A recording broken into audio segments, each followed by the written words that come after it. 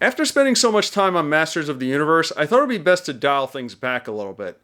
And you know, we talk a lot about action figures on this channel. How about for once, we talk about a doll?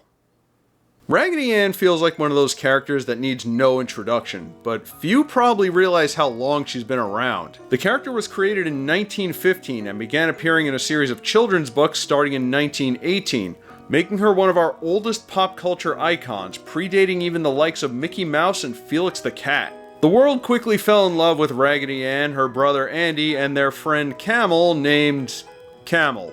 And there were many dolls and toys made of the character that became beloved childhood treasures for many generations. Ignoring the whole Annabelle thing, of course. And I actually happen to have an old Raggedy Ann doll.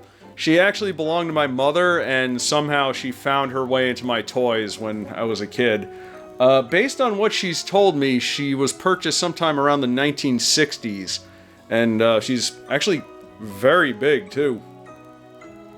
And over time, the character has been adapted to many cartoons, from Fleischer Studio to Chuck Jones to the infamous 1977 film Raggedy Ann and Andy: A Musical Adventure, which is known for its great animation and interesting visuals, but weird sequences.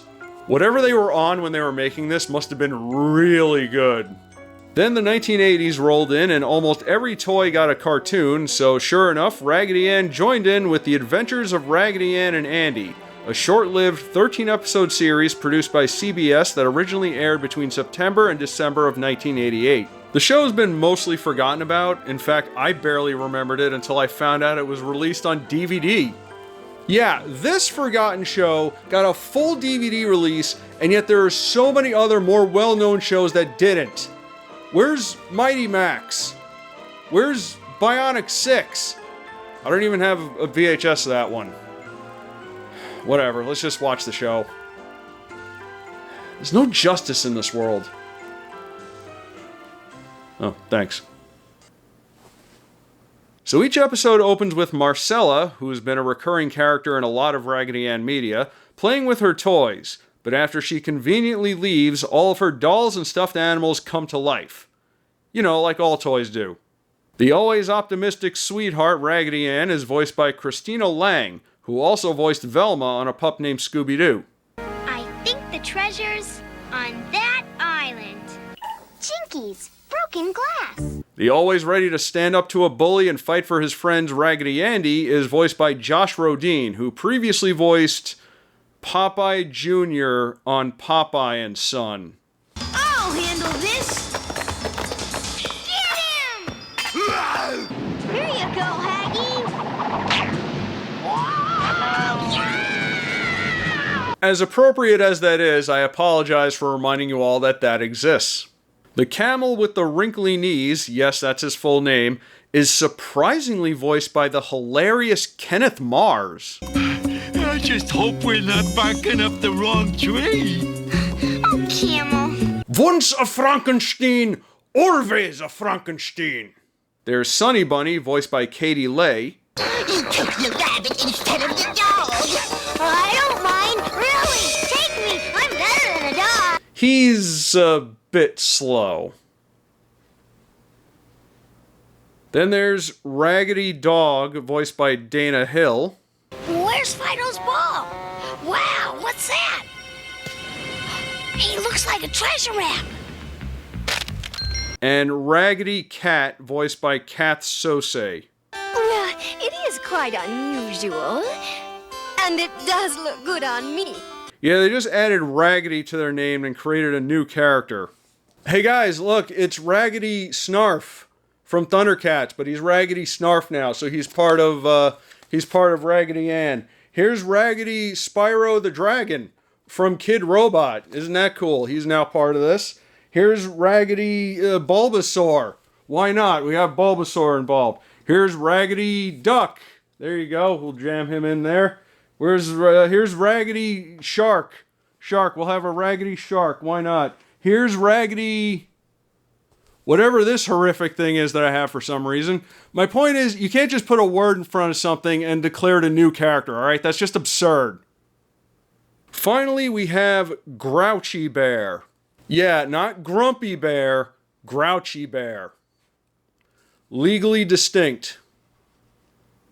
Grouchy Bear is the naysayer of the group. He sees everything as a problem and is always vocal about it. Voiced by Charlie Adler, by the way. Marcella has a pen pal. Oh, what's so wonderful? Sounds like a lot of bother to me, all that writing and licking stamps, phooey! Now that sounds like it can get irritating, but he's probably one of the better characters, mostly because sometimes he just doesn't give a damn. A haycart, perfect! What, are you crazy? Yes, and grouchy too! There were a couple of other characters that we only saw once, like Tally Ho, a smart-ass rocking horse voiced by Rob Paulson. I have to rope and ride a 100% real unicorn with only my golden lasso. Boy, it better be magical if you're gonna pull it off. And Megamite, a robot who boasts about how powerful he is, but accidentally keeps making things worse. Voiced, of course, by Frank Welker. What's wrong, Megamite? Why are we stopping? I knew it, he is scared. Megamite fears nothing. However, I forgot to mention, I can't swim. So the way the show works is when Marcella leaves, all the toys come to life and go on adventures. Without her. Okay, this is something that's always irritated me about stories about toys that come to life.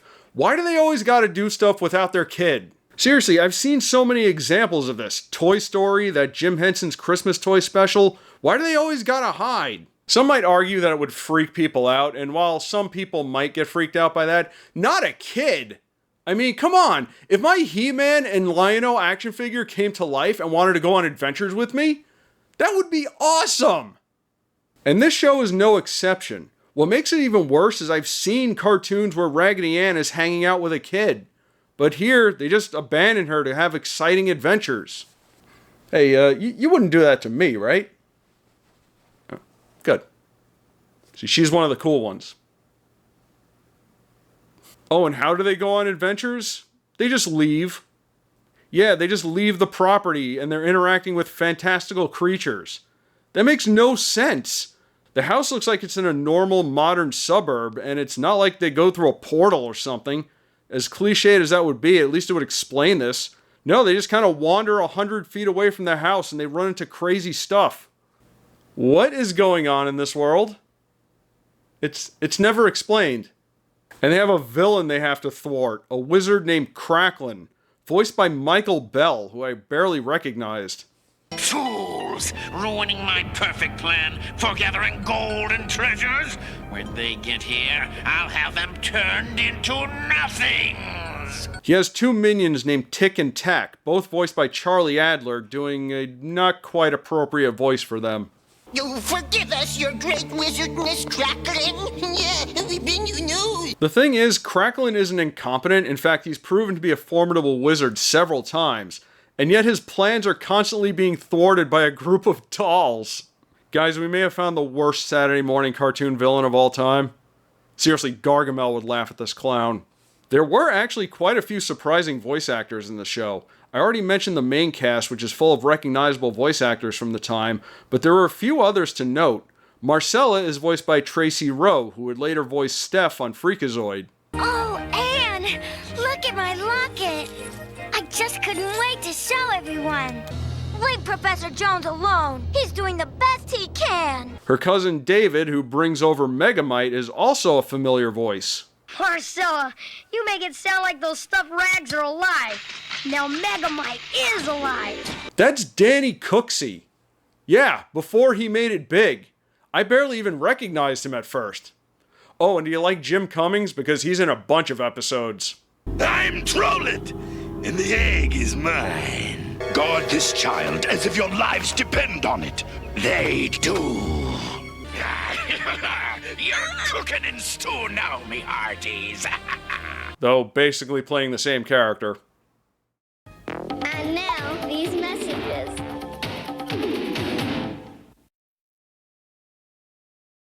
So pretty much all the episodes start out the same. Marcella leaves and just barely misses her toys coming to life and other wacky things happening. Again, questioning how this world actually works. Then Raggedy Ann and company have to deal with it. It astounds me how close things get, too. There's an episode where the dog digs up the yard and finds a magic lamp. Like, was that just there? The whole time? I mean, how did none of the other humans in that house find that just by accident? I know I keep harping on this, but it kind of drives me crazy. There was another time when a giant mysterious egg falls out of a tree that's right outside the fence. Poor Marcella's bird feeder is broken. What about this poor egg? You're right. We'd better return the egg to its nest. Then we'll fix the bird feeder. Well, at least they got their priorities straight. But they better get that bird feeder fixed. She agrees. One thing I will say about this show is that it's pretty clever. They take things that could be just standard and go a little bit further with it. In one episode, Sunny Bunny says he has a pen pal, and when they meet her, she's from a village of rabbits. But instead of just having them be normal rabbits, they're weird fantasy creatures. I kind of like that. The premises of some of the stories were pretty clever as well. In another episode, they meet a leprechaun who's being pursued by pirates that want his gold. Leprechauns have gold, pirates have golds, it makes sense. In fact, I'm surprised I hadn't seen it done before. There's another episode in a Wild West setting where these rustlers are trying to steal unicorns from these elfish Native American people. Again, cool concept. In the Boogeyman adventure, they meet a kid who's supposed to fight off the Boogeyman by overcoming his fears. I kind of like this one. Also, that is a freaky and disgusting design for the Boogeyman. Speaking of freaky, in the Beastly Ghost adventure, the titular Beastly Ghost comes out of one of Marcella's books and starts terrorizing them. I can actually see this episode as one that might have scared kids at the time.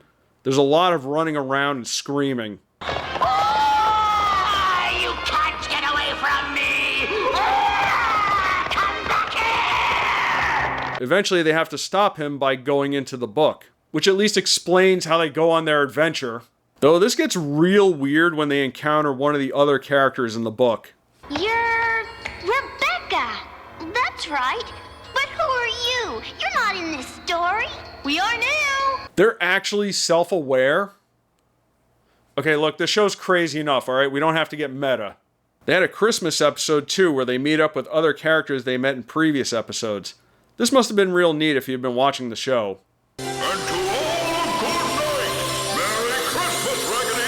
Why didn't they have Jim Cummings voice Santa Claus? He was right there. The Ransom of Sunny Bunny is one that's actually kind of funny. It's about a wizard's bake-off, and there's plenty of shenanigans. I recommend checking this one out for sure because of how silly it gets. Cracklin's got camel. Indeed I do. And unless you surrender, your friend will soon become Camel du Jour. What do you mean? They're plush toys. They don't got any meat. The Pixling adventure is kinda wild. They find a baby who's heir to a kingdom and have to return him, but some evil duke wants the throne and tries to stop them. Voiced by Cam Clark, by the way. A single question and I'll trouble you no more. Where did you hide the prince? Tell me and you'll go free. There's no other way to say it, folks. This is an episode about a guy trying to kill a baby.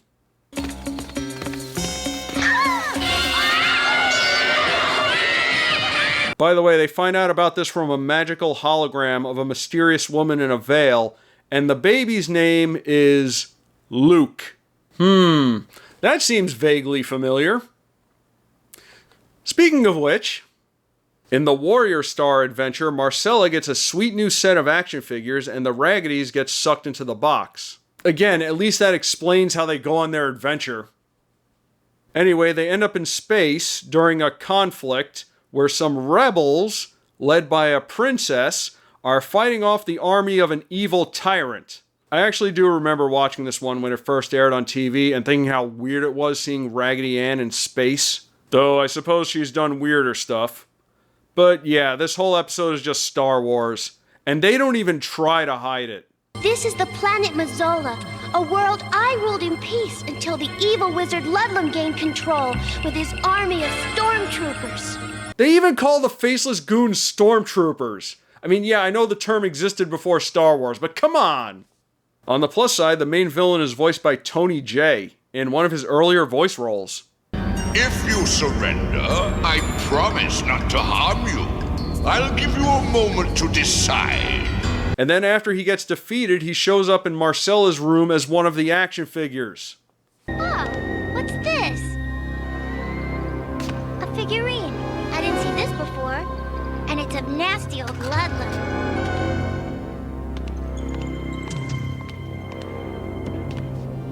Well, that just raises a whole bunch more questions. Whatever. The Adventures of Raggedy Ann and Andy is a serviceable kids show. It's very inconsistent and sloppy at times, but definitely not the worst show I've seen. The voice cast was great, full of famous voices at the time, and some that would go on to be big. And there were some clever concepts in writing. It was short-lived, but at least it never overstayed its welcome. Though I'm guessing it got lost amongst the other hundreds of cartoons at the time and eventually fell into obscurity. Though we would see Raggedy Ann and Andy one more time in a 1998 direct-to-video Christmas special alongside Snowden the Snowman, who is a holiday mascot for the department store Target and got a couple of holiday specials. Sadly though, this would be their last cartoon adaptation. We haven't really seen much of Raggedy Ann in a while, but it's clear that she still continues to influence creators to this day. But maybe we'll go on adventures with her again someday. Well, Raggedy Ann, thank you for joining me for this review. Now say goodbye to everybody. There you go. Alright, gonna get you back to my mom.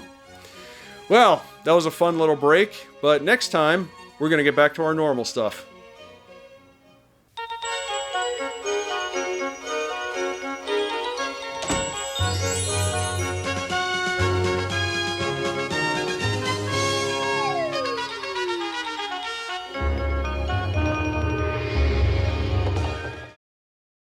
That was quite a joke, Freak.